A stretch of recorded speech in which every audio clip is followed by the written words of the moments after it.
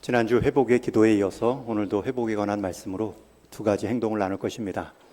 지난주 말씀 복습을 해보면 회복을 위한 기도가 있습니다. 여러분, 기도는 우리의 마음을 하나님께 토설하고 하나님의 마음을 얻고 돌아가는 것이 기도입니다.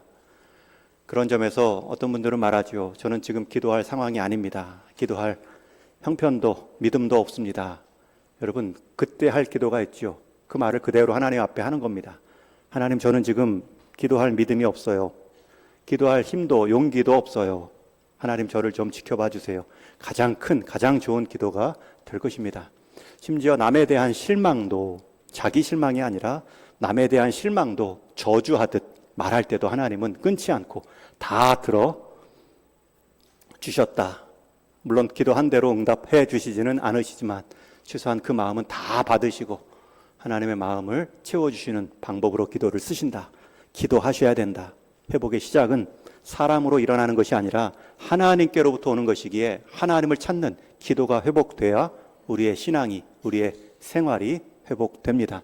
두 번째로 오늘은 우리의 회복을 위한 두 가지 행동을 회복의 조건으로 지켜야 됩니다. 데일 마틴이라는 한 신학자는 좋은 설교의 정의를 이렇게 내린 적이 있습니다.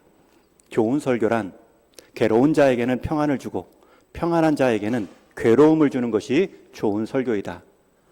이 말이 무슨 말이냐면 좋은 설교란 애통해하는 자에게는 천국의 평안을 맛보게 하는 것이 좋은 설교이고 또 이 땅의 거짓된 평화에 안주해서 살아가는 자들에게는 고통의 일깨움으로 천국을 바라보게 하는 것이 좋은 설교다라는 뜻입니다. 여러분, 설교만 그런 것이 아닙니다. 하나님 말씀이 그러합니다. 원래 성경 말씀은 읽는 자에 따라 누구에게는 긍정의 예스로 들리고 또 누구에게는 부정의 노로 들려집니다. 하늘 소망이 필요한 자에게는 위로와 격려의 말씀으로 긍정의 예스로 다가오지만 자기 만족, 자기 안락에 잠들어 있는 자들에게는 하나님의 말씀은 영적 위기감을 일깨우며 경고의 말씀, 노의 말씀으로 들려집니다. 여러분, 이 아침에 오늘 말씀 설교도 어떤 분들에게는 긍정의 예스로 다가올 수도 있고 어떤 분들은 괴로움을 주는 불편한 설교가 될 수 있습니다. 예수님 자체도 복음서에 보면 분명한 예스와 노로 사람에게 다가가십니다. 세리장 삭개오가 있고 또 수가성 여인을 만났을 때 예수님은 그들의 영적 갈망, 갈급함을 보고 긍정의 예스로 맞이해 주십니다. 그들은 이미 다른 이들로부터 수많은 노라는 환경을 경험했기 때문에 예수님은 그들을 영적 갈망을 인정하시며 예스로 맞아주시죠. 그러나 반대로 예수님은 바리새인들을 향해서만큼은 노라고 부정하십니다.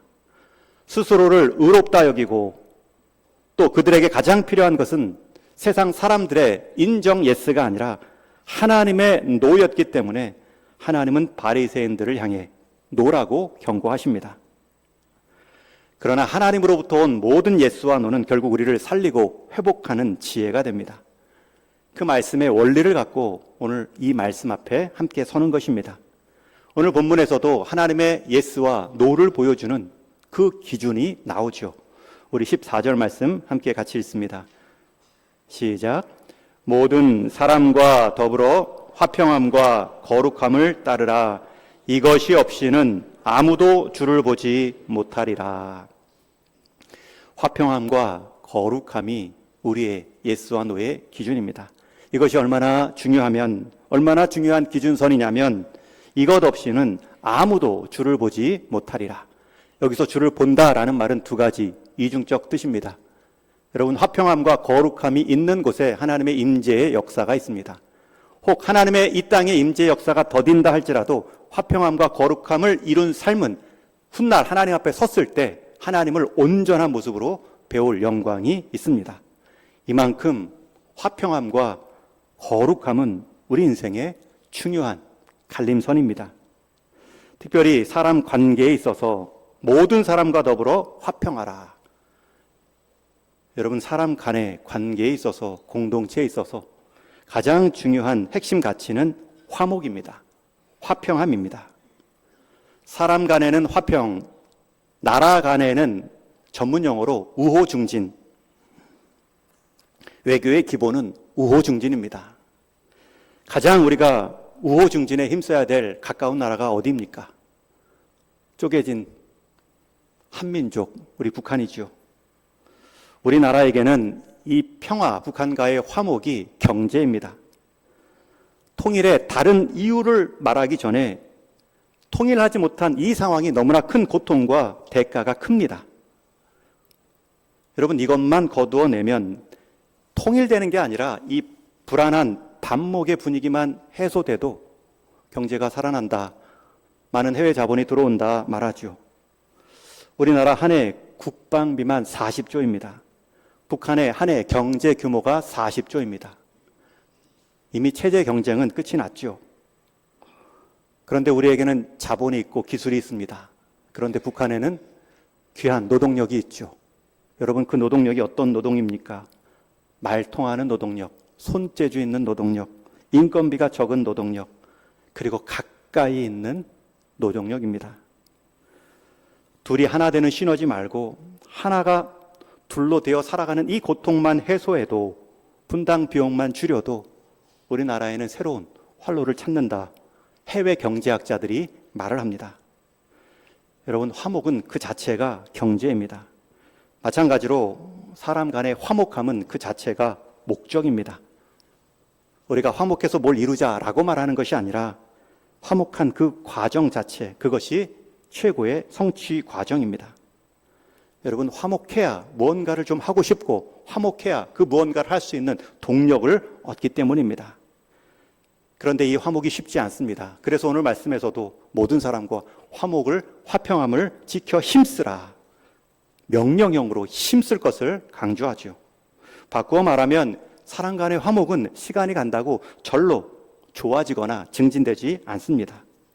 남북한 관계가 그냥 흘러가면 어느 때 되겠지, 시간이 지나왔더니 다음 세대들은 굳이, 우리 30대 미만은 굳이 통일을 해야 되는가, 그냥 이대로 살지, 하나 되면 우리가 더 힘들어질 텐데, 결코 시간이 진다고 저절로 이루어지거나, 심지어 성도라고 해서 화평을 자동적으로 경험하거나 주어지는 단어가 아닙니다. 그렇기 때문에 명령형으로 화평함을 힘쓰라, 유지하라. 여러분, 그렇다면 사탄의 전략은 무엇일까요? 이 화통함, 이 화목함을 갈라치게 하고 깨뜨리는 것입니다. 다른 것 없습니다. 계속해서 사람들 마음에 부추깁니다. 너는 뱀의 머리가 될지언정 소의 꼬리가 되지는 말아라. 소를 계속 뱀이 될 때까지 쪼개고 계속 갈라치게 하다가 내가 뱀의 머리는 될지언정 소의 꼬리는 되지 말자, 대장대려 노릇하려는 그 죄성 때문에 결국은 사탄은 그 꾀임에 성공합니다. 그래서 우리는 수고하고 노력해야 됩니다. 갈라치기 할 때, 화목함을 깨는 말이 돌 때, 그 화목함을, 화평함을 이루기 위한 수고와 노력을 해야 됩니다. 살펴야 되고 의지를 들여야 유지할 수 있습니다. 이것은 성경의 일관된 원리입니다. 구약성경 시편 34편에도 화평의 조건을 이렇게 말씀합니다. 우리 한번 다시 34편 14절 읽습니다. 시작. 악을 버리고 선을 행하며 화평을 찾아 따를지어다. 화평이 그냥 나오는 것이 아닙니다. 보이는 대로 길가의 돌처럼 쉽게 죽는 것도 아닙니다. 어떻게 화평을 이룰까? 화목을 유지할까? 찾아야 되고요. 힘써 지켜 따라야 됩니다. 나 개인적으로는 악을 버리고 선을 행함으로, 내게 있는 악을 버리고 선을 행하는 모습이 화평의 시작입니다. 나는 악을 행하면서 상대에게 선만을 요구하는 것은 화평이 아니라 싸우자는 것입니다. 복음서에 보면 이러한 가장 좋은 모습으로 예수님은 한 간음한 여인과 돌을 든 자들을 향해 화평을 가르쳐 주십니다. 현장에서 간음하다 잡힌 여인이 사람들에 이끌려 광장에 나오죠. 그 광장에 있던 예수님께 이 여인을 어떻게 할까요? 여러분, 돈을 들고 여인을 끌고 온 자들은 화평이 목적이 아닙니다. 당신이 우리 편에 서서 저 여인과 대결하든, 아니면 당신이 저 여인 편에 서서 우리와 대결하든, 여러분, 화평을 이룰 때의 어려움이 여기 있죠. 어느 한편에 서야 되고, 심지어는 한쪽에 서는 정도가 아니라 양편의 오해 속에 왕따가 될 수도 있습니다. 예수님 선택하십시오. 화평을 말하지 않고 갈등을 조장하고 있습니다. 그때 예수님께서 말씀하십니다. 너희 중에 죄 없는 자가 먼저 돌로 치라. 돌로 치라. 나는 너희가 들고 온 돌을 부정하지 않는다. 나는 너희 편이다. 이 짧은 한마디에 그런 의미도 포함되어 있지만 또 한 가지가 있죠. 죄 없는 자가. 율법의 지시대로 음행한 여인을 향해 돌로 치는 것은 맞다. 돌을 들었느냐? 돌을 쳐라. 그러나 단 한 가지. 죄 없는 자가. 바꾸어 말하면 너희 중에 죄 없다고 여기면 돌로 칠 수 있지만 너희 중에 죄가 발견되면 너희도 돌 맞을 각오를 하라는 경고입니다. 여러분, 돌을 들고 온 자들의 마음은 무엇입니까? 그들의 이중성이 무엇입니까? 자기에게는 관대하고 여인을 향해서는 냉대합니다. 이전에도 주님은 말씀하셨지요. 마태복음 7장에 너희가 비판하는 그 비판으로 너희가 비판을 받을 것이요 너희의 헤아리는 그 헤아림으로 너희가 헤아림을 받을 것이니라. 제가 이 뒷부분 표현을 좋아합니다. 그래서 경조사, 특히 조사에 오신 분들, 우리 장례식장에 그 시간을 내고 몸을 들이며 위로의 자리 함께 해주시는 분들, 하나님 위로하는 인생이니 위로 많이 받게 해주십시오. 하나님 헤아리며 찾아왔으니 많은 주변의 헤아림을 경험하는 하나님의 약속이 이루어지게 하여 주옵소서. 제가 비는 복이 아닙니다. 주님이 약속하신 복을 알려드릴 뿐입니다.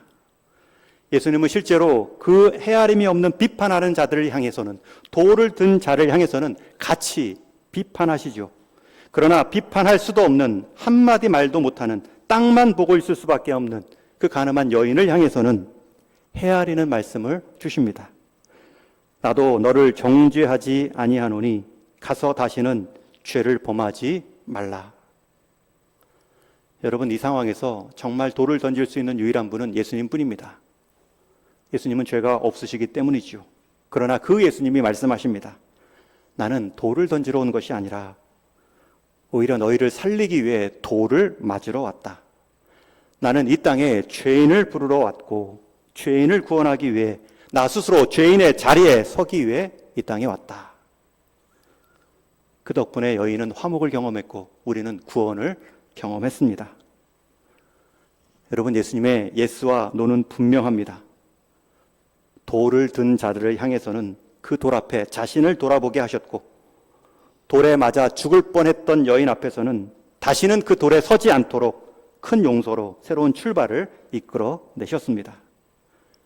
여러분, 이것이 화평을 이루는 방법입니다.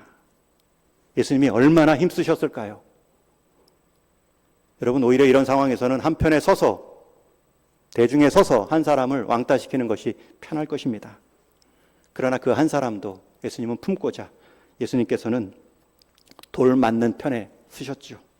사도 바울도 같은 뜻으로 강조합니다. 우리 에베소서 4장 말씀 같이 읽습니다. 시작. 모든 겸손과 온유로 하고 오래 참음으로 사랑 가운데에서 서로 용납하고 평안에 매는 줄로 성령에 하나 되게 하신 것을 힘써 지키라. 또 나오죠. 힘써 지키라. 화목의 자리, 관계, 공동체는 힘써 지키는 것입니다. 여러분, 우리 동익교회가 여기까지 온 데에는 이 힘써 지킨 분들이 계십니다. 여러분 가정에서 아직까지 불화하지 않고 화목한 이유는 말없이 그 화목을 위해 힘써 헌신한 분들이 계시기 때문입니다. 이제는 여러분들이 그 화목의 열매만 따 드시지 마시고 그 화목을 이루어가는 일에 있어서 퇴비로, 비료로 그렇게 쓰임 받는 결심을 하셔야 됩니다. 로마서 말씀에서도 사도 바울은 또 한 번 강조합니다. 로마서 말씀 14장도 같이 읽습니다. 시작. 이로써 그리스도를 섬기는 자는 하나님을 기쁘시게 하며 사람에게도 칭찬을 받느니라. 그러므로 우리가 화평의 일과 서로 덕을 세우는 일을 힘쓰나니. 또 나오죠. 서로 덕을 세우는 일에 힘쓰나니. 서로 덕을 세우는데 힘쓰는 공동체가 건강한 공동체입니다. 나를 높이는 데 힘쓰는 공동체는 조만간 어려움을 당합니다. 나를 돋보이게 하고자 남을 가리우는 일은 삼가해야 됩니다. 우스갯소리 할 때에도 누군가를 폄하하고 비하는 말, 재미도 한두 번이지 웃음 코드가 매일 똑같다고 다른 사람을 비하하며 웃기려 한다면 그 사람 나중에 다른 사람이 싫어합니다. 제가 부교육자 시절 제가 모교에서 사역을 할 때 처음 맡은 부서가 초등부입니다. 97년도 신대원 1학년 때 내게도 이런 기회가, 내게도 이런 자리를 주셨다니 은혜 가운데 기쁨으로 사역을 맡을 때 제 사역을 더 돋보이게 하려고 다른 부서들을 배려하지 못했죠. 특별히 청소년 사역 얼마나 힘듭니까? 헤매고 있는 중고등부를 배려하지 못했습니다. 오히려 초등부서 아이들 잘 키워서 올려보내면 그게 중고등부의 부흥이 되겠지. 합리화했지만 교회 사역은, 부서 사역은 칸막이 사역이 아니지요. 사다리 사역입니다. 다 연결되어 있습니다. 이러면 안 된다라는 생각이 들었고, 한 번은 초등학교 성경학교를 마치고 중고등부 수련회를 따라가자. 동해안으로 가는데 태백의 예수원을 들려갈 때 차량 2대를 빌려 감리교 교회 오래된 역사가 많은 교회사 순례 겸 제가 준비해서 하나하나 설명도 해주고 도왔습니다. 심부름을 했습니다. 여러분, 그 아이들이 커서 중고등부 아이들이 잘 자라 청년부에 가서는 그들 중 몇몇이 다시 초등부 교사로 내려왔어요. 화평의 열매는 나와 남을 살찌웁니다. 제가 3년 후에 중고등부 부서 맡을 때에도 전혀 이질감이 없었습니다. 그러나 나만을 높이고 타인을 가리우는 행위는 나와 남을 동시에 힘겹게 만듭니다. 여러분이 분명히 결단하셔야 됩니다. 화평함을 이루라. 이것 없이는 하나님을 보지 못하리라. 반대로 말하면 화평함을 힘쓰는 자리에는 하나님의 임재 역사를 경험할 수 있다는 것입니다. 화평함을 이루기에 왕따가 될지 몰라도 하나님의 임재의 능력을 경험하는 인생이 될 수 있고, 예수님의 팔복 중에서도 화목해하는 자는 하나님의 아들이라 일컬음을 받는다. 여러분, 이 땅에서 하나님의 임재의 능력을 보는 방법, 사람 간의 화목을 도모하고 마지막 날 하나님께 우리가 다 섰을 때 우리가 얼마나 돋보였는지가 아니라 남을 얼마나 돋보이게 하고자 화목을 이루었는가, 그 기준으로 하나님은 우리를 말씀하실 것입니다. 여러분이 각오하셔야 됩니다. 다짐하셔야 됩니다. 내가 화목을 이루는 데 있어서 무엇이 조심해야 되는가? 말에 실수가 많다면 말을 줄이고, 불평을 먼저 한다면 먼저 감사의 제목을 찾고, 내가 먼저 상대를 향한 칭찬의 거리, 장점을 보고, 내게 있는 악을 줄이고 선을 늘리는 행위입니다. 교회 공동체는 그렇게 자라갑니다. 교회 공동체는 다른 세상 단체와는 달리 이익단체, 명예단체가 아닙니다. 주님을 머리로 삼는 구원의 몸으로 부름받은 구원의 사명단체입니다. 여러분, 그런 자부심을 갖고 여기 안에서 특별히 화목을 이루어 가자. 어느 누가 화목하지 않은 교회에 가고 싶겠습니까? 일터의 고단함을 뒤로하고 6일간 기대하며 교회에 왔지만 화평하게 맺고 말다툼과 갈등이 있다면 누가 교회 공동체에 들어오고 싶겠습니까? 하나님 말씀을 들으며 우리가 옳다, 우리가 한 팀이다, 격려받고 또 한 줄을 힘차게 살아가고 싶은데 다툼이 있다면 그 힘마저 빠지게 한다면 누가 교회를 가고 싶을까요? 그러기에 여러분, 한번 다짐하듯 따라해 주십시오. 화목함이 부흥입니다. 자, 잠을 깨우듯 한 번 더 크게. 화목함이 부흥입니다. 예수님께서 이 화목함을 위해 자기의 몸을 쪼개셨습니다. 우리가 힘써 지켜가며 대물림해야 될 영적 유산이 있다면 그 구원함으로 인한 우리 안의 화목입니다. 그 화목 가운데 하나님의 임재의 능력을 날마다 맛보는 것입니다. 여러분, 그러기 위해서 여러분들이 해야 할 일들, 여러분들 자리에서 아까 말했죠. 악을 줄이고 선을 행하라. 선을 행하라 라는 것은 먼저 인사하는 것도 포함됩니다.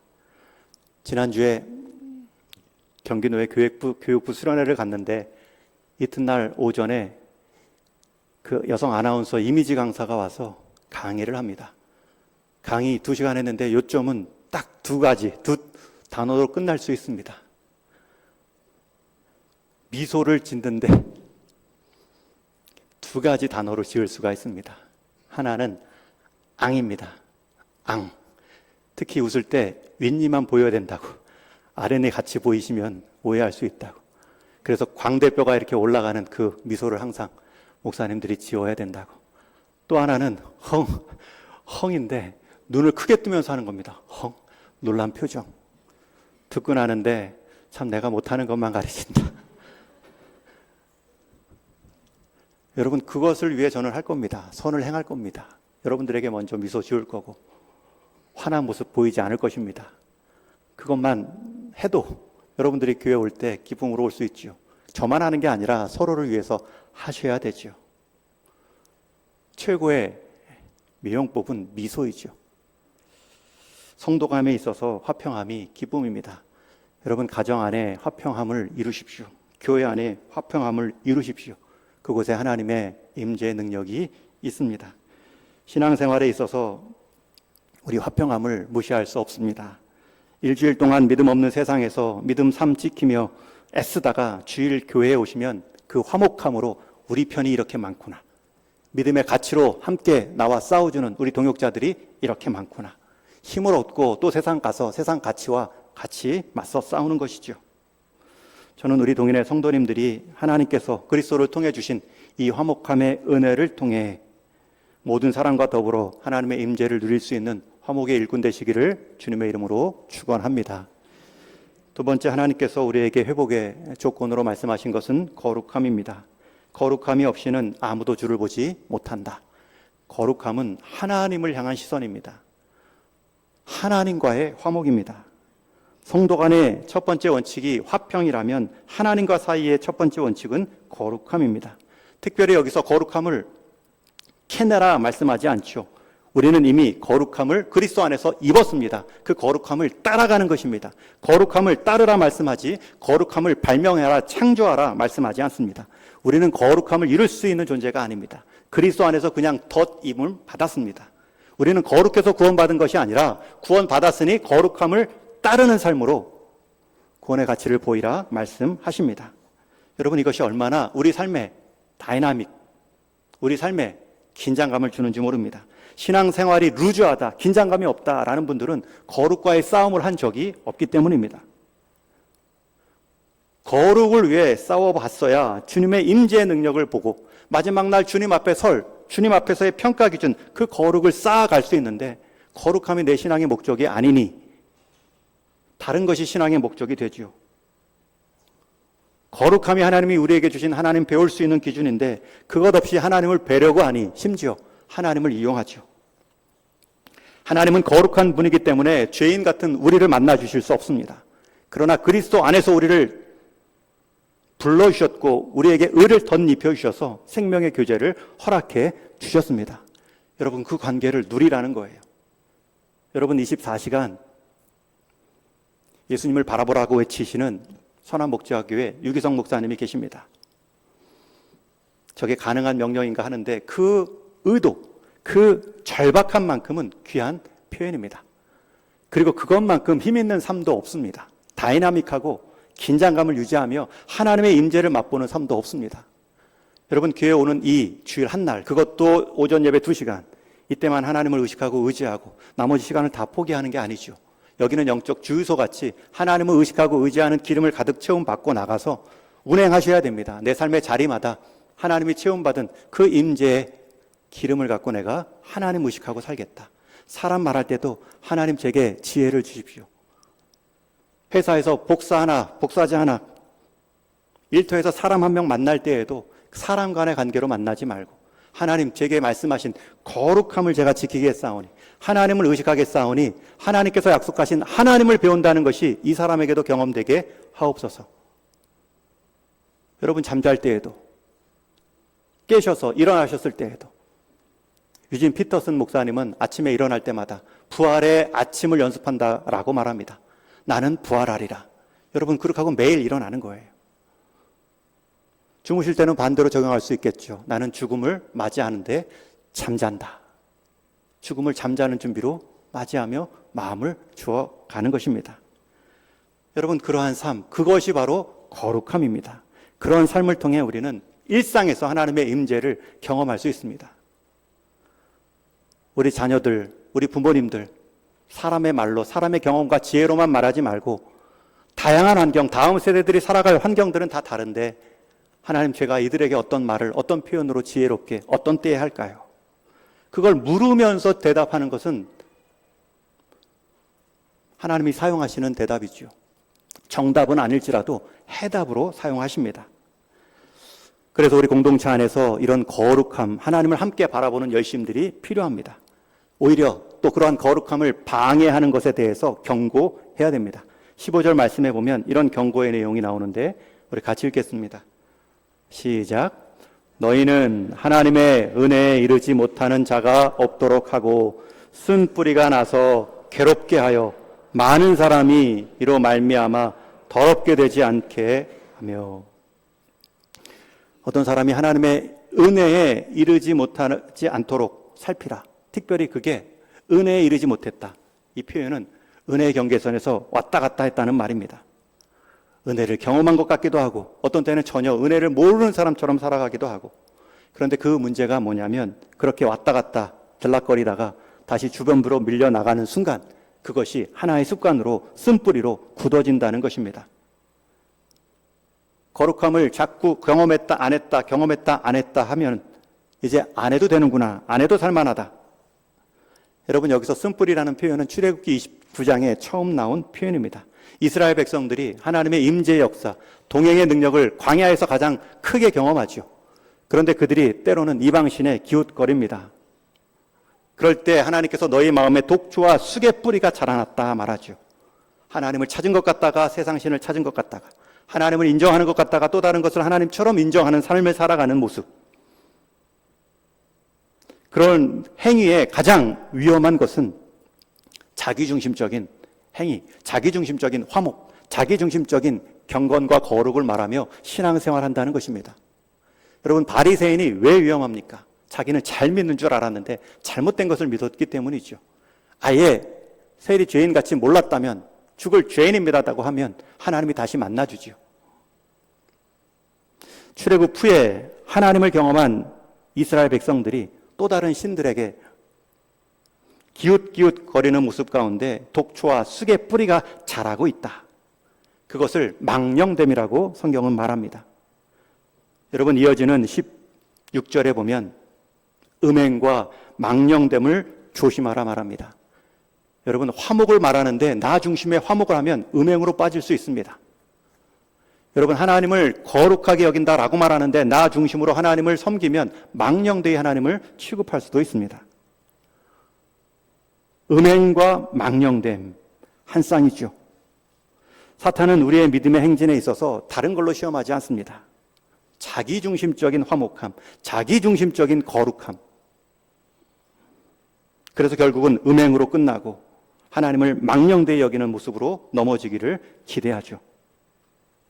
그런 대표적인 사람이 자기 배고픔 한 끼를 해결하려고 자기 장자의 그 권한을 판 에서가 나오죠. 오늘 말씀 16절에 보면 음행하는 자와 혹 한 그릇 음식을 위하여 장자의 명분을 판 에서와 같이 망령된 자가 없도록 살피라. 여러분, 에서가 처음부터 자기 장자권을 가볍게 여긴 것이 아닙니다.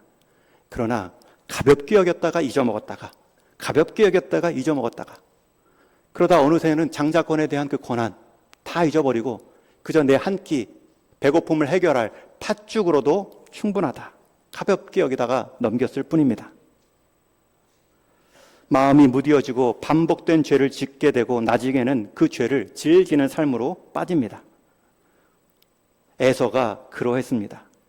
후에는 이방 여인들과 결혼하고 약속의 자손에서 가장 멀리 떨어지는 삶을 살아갑니다. 마지막 17절에서는 그렇게 산 후에 그가 눈물을 흘리며 구하되 버림바가 되어 회개할 기회를 얻지 못하였느니라. 회개의 감각도 까먹을 수 있죠. 오늘 우리가 거룩함을 회복하는 방법은 지금부터입니다. 작은 것부터입니다. 여러분, 예배 시간에서도 하나님을 의식하고 의지하는데 집중하지 못할 수가 있죠. 우리가 찬양 가사를 부를 때에도 그저 불러왔던 노래 가사로 부를 수도 있죠. 여러분 찬양할 때 여러분의 소리가 여러분의 귀에 들리는지요? 하나님을 높이고 하나님을 인정하는 그 소리, 이렇게라도 교회에서 마음껏 부를 수 있을 때 여러분의 소리를 아끼고 계시지는 않으시는지요? 우리가 하나님을 높일 때 하나님이 높임 받기에, 우리가 찬양하기에 우리의 마음이 좀 그렇습니다. 여러분 아까 기도할 때도 그랬죠. 제 마음이 지금 기도하기가 아닙니다. 그때 기도할 때입니다.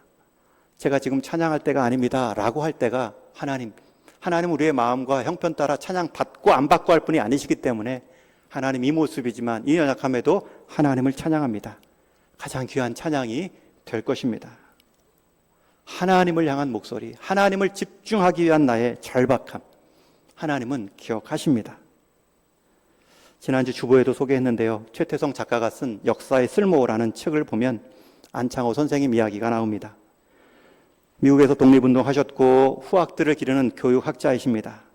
그런데 이분이 미국 캘리포니아주에서 직업 소개서를 잠시 운영한 일이 있습니다.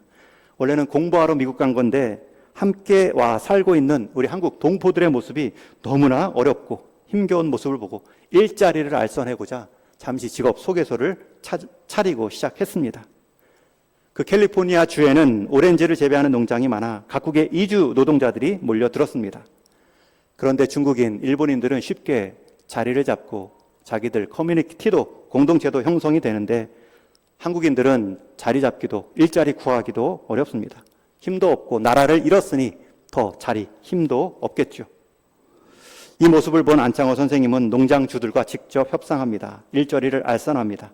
그들이 쉴 틈과 시간들을 조정해 줍니다. 그러면서 딱 한 가지 말씀합니다. 여러분, 오렌지 하나를 따더라도 정성껏 땁시다. 그것이 곧 나라를 사랑하는 길입니다. 나라가 위태로운 상황이지만 정성껏 가지 윗부분까지 하나 정성껏 오렌지를 따면 낙과를 줄일 수 있고 낙과가 줄면 오렌지 농장주가 좋아할 것이고 그러면 다음에 그런 일을 시킬 때 한국인을 더 많이 찾을 것이고 그리고 언젠가 우리가 독립을 호소할 때 그런 호감으로 우리를 지지해 줄 것이 아니요. 오렌지 하나를 따도 정성껏 땁시다. 여러분 우리 신앙의 삶 거창해 보이지만 그 신앙의 삶을 구성하는 가장 작은 단위는 오늘 하루라는 일상입니다. 그런데 일상을 쪼개놓으면 아무것도 느껴지지 않습니다. 평범하기 그지없습니다. 그런데 그 오렌지 따는 그 정성 하나만큼 오늘 내 삶에 작은 거룩을 이루어가는 삶이 우리의 삶과 역사를 바꾸는 시작입니다. 다른 게 교회 사랑이 아니고 내 작은 거룩을 회복하는 것이 교회 사랑입니다. 위대한 것들이 무너질 때에는 항상 크고 보이는 것들이 먼저 무너지면서 무너지지 않습니다. 잘 보이지 않는 균열부터 시작되지요. 정원이 망가지는 것은 잡초 하나를 그냥 두는 데부터 시작되는 것입니다. 이것을 역으로 생각한다면 큰일 역시 작은 조각 하나, 작은 벽돌 하나 꾸준히 세우는 일부터 가능합니다. 여러분 그 일이 결코 작지 않습니다. 그 거룩함이 결국 하나님을 배울 수 있는 기준이기 때문입니다. 여러분의 하나님과의 만남의 시간들을 돌아보십시오. 말씀과 기도와 찬양의 자리를 살펴보십시오. 일주일에 한 번이라도 좋으니 기도할 시간들을 새벽에 잡아 나와 기도하십시오. 기도 없이는 아무것도 되지 않는데 기도 없이 된 일로 인해 기뻐하지 마시고 기도 없이 된 일은 더 두려움으로 지켜봐야 될 일입니다. 기도를 배우셔야 됩니다. 기도로 공동체를 세워 가셔야 됩니다. 한 달에 한 번이라도 좋으니 금요 기도에 나오셔서 공적인 기도에 힘써 주십시오. 공적인 자리, 우리 재직분들 먼저 채워 주십시오. 주일 예배는 한 번도 빠지지 않겠다. 그렇게 해봤자 365일 중에 50일 내가 하나님을 기억한다는 뜻인데 하나님 올해에는 경조사도 비껴가게 해주시고 이 주일 예배만큼은 하나님 앞에 거룩의 시작으로 삼게 하여 주옵소서. 그러면 지나고 압니다. 내가 주일을 지킨 것 같은데 결국 주일 지킨 그 믿음이 나를 지켜주었구나. 성도들을 향한 공감과 중보의 기도, 살핌, 근황 들음을 멈추지 마십시오. 여러분 이게 결코 자동적으로 시간이 간다고 저절로 이루어지는 일이 아닙니다. 내가 먼저 묻지 않으면 그 누구도 나에게 묻지 않겠죠. 먼저 믿고 먼저 큰 사람들이 묻는 것입니다. 근황을 듣는 것입니다. 잘 지내셨지요? 이제 말씀을 맺습니다. 황금에는 도금할 필요가 없다라는 말이 있습니다. 황금은 도금할 이유가 없죠. 이 말은 반대로 생각하면 도금한 것들은 다 진짜 황금이 아니라는 뜻입니다. 여러분, 우리의 삶에 있어서, 우리 교회 공동체에 있어서, 가정에 있어서 도금이 필요 없는 진짜 황금률, 황금은 화평함과 거룩함입니다. 이것들 외에 다른 것 덧붙이려다가 이 본질마저 가리울 수 있습니다. 화평함, 거룩함, 사람 안에서의 화목함, 하나님과의 관계에 있어서 거룩함, 예배함. 2025년 이제 절반 남았습니다. 저는 우리 동인교회가 이 화평함과 거룩함을 따르는 교회로 우리가 속한 이 공동체와 이 나라를 함께 세워갈 수 있는 은혜가 있기를 주님의 이름으로 축원합니다.